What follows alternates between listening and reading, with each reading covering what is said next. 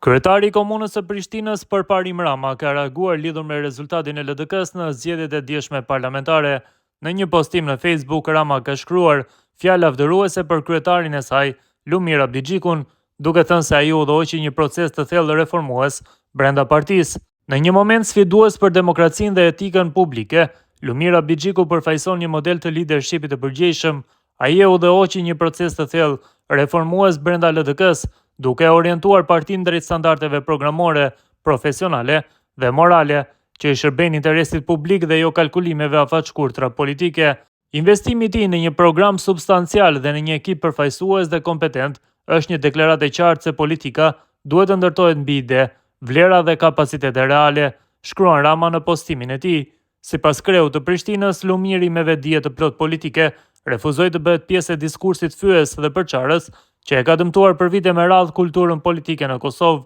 Ai e refuzoi nënçmimin e kundërshtarëve politik, duke zgjedhur maturinë, respektin institucional dhe gjuhën e përgjegjshme si mjetet e konkurrencës demokratike. Kjo qasje nuk është shenjë dobësie, por shprehje e një leadershipi të sigurt në vlera dhe të përkushtuar ndaj standardeve demokratike. Ai mori përgjegjësi për proceset e rëndësishme me interes kombëtar, pa shmangje dhe pa populizëm, duke dëshmuar se politika e përgjegjshme kërkon llogaridhënie dhe guxim për të mbajtur barrën e vendimeve të mëdha, theksoi Rama. Për Parparim Ramën, fakti që Abdixhiku pranoi rezultatin me dinjitet dëshmon vizionin, pjekurinë dhe progresin e tij si politikan.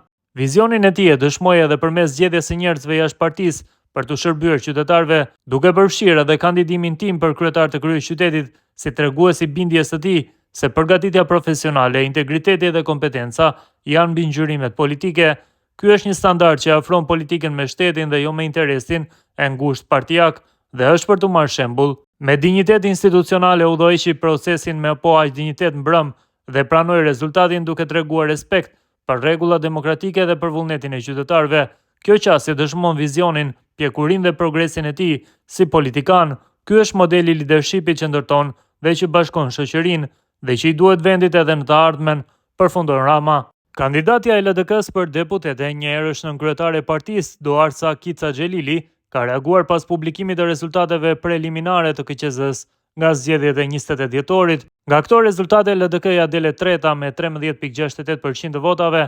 Kica Xhelili tha se ndonse sot ka dhimbje, betejë për shtetin nuk fillon e as nuk mbaron me një rezultat zgjedhor. Ajo shtoi se LDK-ja as nuk ka lindur, as nuk është ndalur për betejë afatshkurtra, është e përhershme sikurse Republika që ka ndërtuar. Faleminderit atyre që na besuan dhe na mbajnë të fortë. Faleminderit edhe atyre që na dhanë shkas për reflektim. Arsyeja për të qëndruar bashkë nuk ka ndryshuar. Kokën lart, shkroi Kica Xhelili.